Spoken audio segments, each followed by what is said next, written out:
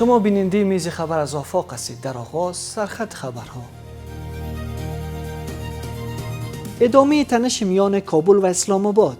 رئیس ستاد ارتش پاکستان از تداوم عملیات‌های نظامی علیه افغانستان خبر داده است.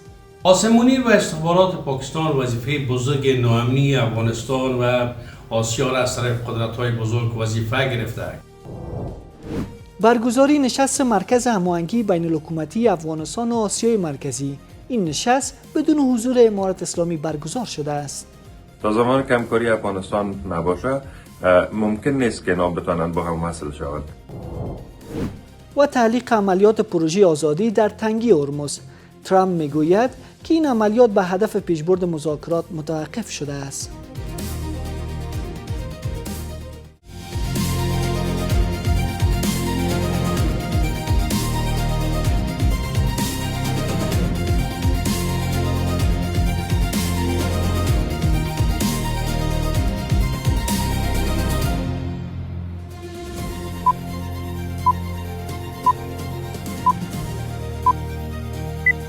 سلام بر شما. به میز خبر از آفاق خوش آمدید.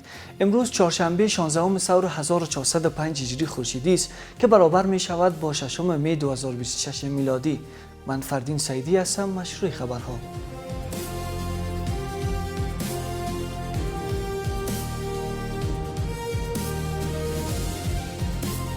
در ادامه تنش‌ها میان کابل و اسلام آباد، قاسم منیر رئیس ستاد ارتش پاکستان از تداوم عملیات‌های نظامی علیه افغانستان خبر داده و بار دیگر افغانستان را به پناه دادن به شبه نظامیان متهم کرده. این در حالی است که امارت اسلامی همواره اعلام کرده که خاک افغانستان علیه هیچ کشوری تهدید نیست و به هیچ گروه اجازه فعالیت در خاک کشور را نخواهد داد. گزارشی داریم از همکارمان نصرن امیری. ادامه اتهامات و هشدارها علیه افغانستان در نشست نظامی پاکستان.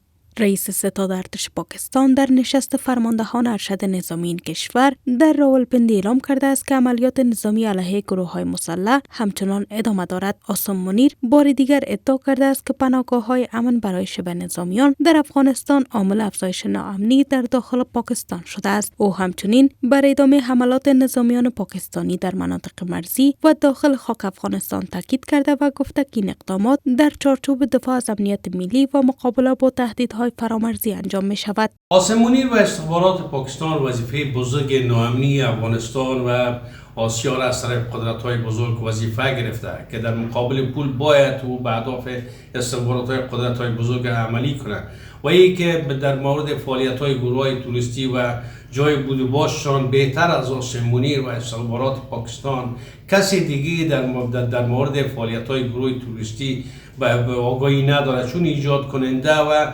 کنترل کننده تمام این گروه‌های توریستی استخبارات پاکستان است. هرچند امارت اسلامی در مورد اظهارات تازه رئیس ستاد ارتش پاکستان تاکنون واکنش نشان نداده است، اما پیش از این بارها اتهامات اسلام آباد مبنی بر حضور گروه‌های هراس افکن و استفاده از خاک افغانستان علیه پاکستان را رد کرده است. توسط همین بهانه‌ها همکاران اقتصادی، پشتیبانی نظامی و یاشوی و همچنان گروه‌های نیابتی را که در نظر دارند که داخل افغانستان بکنن و جغرافی افغانستان یک بار دیگه در جنگ‌های داخلی فرو برود، برای چنین پلان آنها تبلیغات و اسناد بدنام کننده و با کشورهای همسایه و کشورهای ابوالقدرت‌های جهان مشوره ها را پیشکش کردن و پیشکش میکنن. در سوی دیگر آگاهان نیز به این باورند که این تنش‌ها بیشتر رنگ و بوی سیاسی و منطقه‌ای دارد و بخش از رقابت‌ها و اختلافات دو کشور را بازتاب می‌دهد. مسئله داخلی پاکستان که TTP هست، خود پاکستان در راستا ناکام مانده است، در حالی که هیچ تهدید جدی ثبت نشده که از خاک افغانستان با کشورهای دیگر باشد. پاکستان با ناکام کردن چندین دور مذاکرات به توجهی به دیپلماسی نشان داده که بجای حل ریشه‌ای از طریق گفتگو برابر و فشار نظامی و تغییر روایت تکیه دارد. به نظر می رسد مقام های پاکستانی به جای کاهش تنش ها بیشتر به سمت افزایش هشدارها و اتهام زنی علیه کابل حرکت کردند. تاکید آسم منیر بر ادامه اقدامات و فشارها نشان می دهد که رویکرد نظامی و امنیتی همچنان بر گزینه‌های دیپلماتیک غلبه دارد. در این چارچوب مذاکرات ارومچی نیز نتوانسته به نتیجه ملموس و پایدار منجر شود. نشست مرکز هماهنگی بین الحکومتی افغانستان و آسیای مرکزی بدون حضور امارت اسلامی برگزار شد. آگاهان میگویند که بدون نقش آفرینی فعال افغانستان ایجاد یک شبکه پایدار، کم هزینه و رقابتی برای اتصال کشورهای منطقه دشوار خواهد بود. عنایتا اندر با شرح بیشتر. در حالی که تحرکات منطقه‌ای برای گسترش همکاری‌های اقتصادی ادامه دارد، نشست مرکزی هماهنگی بین الحکومتی افغانستان و آسیای مرکزی در غیاب امارت اسلامی و با حضور نمایندگان کشورهای ذی‌ربط برگزار گردید. تمرکز اصلی این نشست بر گسترش توافقنامه 4 جانبه ترانزیتی و تجاری بوده است، اما افغانستان در این چهارچوب شامل نیست. محمد صادق، نماینده ویژه پاکستان در امور افغانستان که ریاست این نشست را به عهده داشته، گفته است که در این دیدار موضوعات مربوط با توسعه مسیرهای ترانزیتی و تجاری مورد بررسی قرار گرفته و اشتراک کنندگان بر افزایش کارایی مکانیزم‌های موجود تاکید کردند. در صورت عدم حضور نمایندگان امارت اسلامی افغانستان در همچون نشست‌ها نه تنها موثریت اقتصادی و سیاسی برای افغانستان نمیتونه داشته باشه، بلکه رقابت‌های منطقوی سبب میشه تا تعاملات اقتصادی افغانستان با جهان با کندی مواجه بسازد. آگاهان میگویند که بدون نقش آفرینی فعال افغانستان ایجاد یک شبکه پایدار کم هزینه و رقابتی برای اتصال کشورهای منطقه دشوار خواهد بود. آنان همچنان حضور نماینده‌های امارت اسلامی در این گونه نشست‌ها را ارزنده می‌خوانند. از طریق افغانستان میتونه اینا هم هزینه ها را کاهش بدن هم زمان کم بکنن. به او اساس است که خیلی مهم است که هیئت افغانی و یا نماینده از افغانستان در همچون نشست‌ها حضور داشته باشه. تا زمان که همکاری افغانستان نباشه ممکن نیست که اینا بتونن با هم وصل شوند. کنار گذاشتن امارت اسلامی از نشست‌های مهم منطقه‌ای میتونه که خطرات یا ریسک افزایش بده و بدون گفتگوی مستقیم و درک وضعیت داخل افغانستان محدود میشه و این موضوع واقعا روی امنیت مرزها و همکاری‌های اقتصادی در منطقه تاثیر میگذارد. این در حال است که افغانستان همواره در تلاش بوده که با فراهمسازی زمینه‌های همکاری، جلب سرمایه‌گذاری و تقویت اتصال منطقه‌ای جایگاه خود را در معادلات اقتصادی منطقه حفظ و تقویت کند، اما چالش‌های سیاسی و عدم حضور در برخی نشست‌های مهم منطقه‌ای باعث شده تا این تلاش‌ها با محدودیت‌ها و کندی‌های روبرو شود. و در خارج از کشور، یک روز پس از آغاز پروژه آزادی برای کمک به کشتی‌های گیر افتاده در تنگه هرمز، دونالد ترامپ رئیس جمهور آمریکا میگوید که این عملیات به صورت موقت متوقف شده است.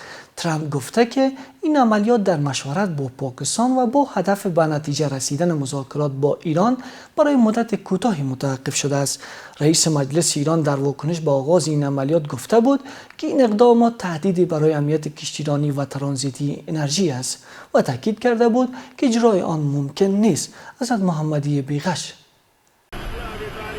در اوج تنش‌های لفظی میان تهران و واشنگتن بر سر تنگه هرمز و احتمال از سرگیری درگیری، دونالد ترامپ رئیس جمهور ایالات متحده یک روز پس از آغاز عملیات موسوم به پروژه آزادی اعلام کرد که این عملیات به گونه موقت متوقف شده. این تصمیم تا حد نگرانی‌ها درباره آغاز درگیری نظامی میان ایران و امریکا را کاهش داده. رئیس جمهوری آمریکا در شبکه تروس سوشال خود نوشت که این تصمیم در مشورت با پاکستان و با هدف به نتیجه رسیدن مذاکرات با ایران اتخاذ شده.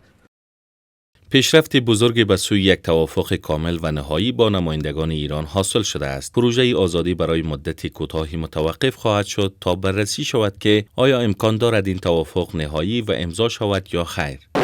این پروژه روز دوشنبه آغاز شده بود و در جریان آن نیروهای آمریکایی مدعی شده بودند 2 کشتی تجاری را از تنگه هرمز عبور دادند. همچنان ایران اعلام کرده بود که به ناو آمریکایی حمله کرده.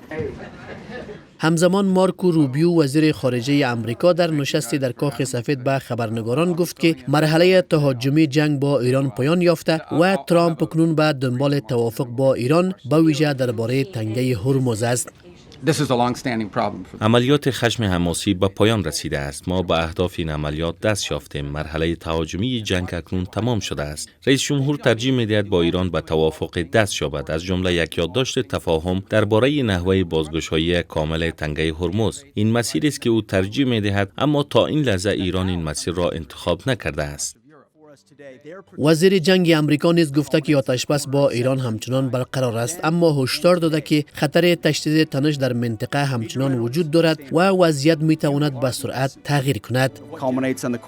در حال حاضر آتشبس پابرجاست، اما وضعیت منطقه به گونه‌ای است که واشنگتن آن را از نزدیک زیر نظر دارد. از ایران می‌خواهیم در اقدامات خود احتیاط کرده و از هر گونه اقدامی که ممکن است به درگیری دوباره منجر شود خودداری کند. در تهران نیز لحن مقامای این کشور در مورد عملیات در تنگه هرمز تند بود. محمد باقر قالباف رئیس مجلس ایران با اشاره به تحولات اخیر در منطقه اعلام کرد که معادله جدیدی در تنگه هرمز در حال شکل گیری است. وی با انتقاد از اقدامات امریکا و متحدانش این تصمیم را تهدیدی برای امنیت کشتیرانی و ترانزیت انرژی دانست و تاکید کرده بود که ادامه وضعیت کنونی برای واشنگتن قابل تحمل نخواهد بود.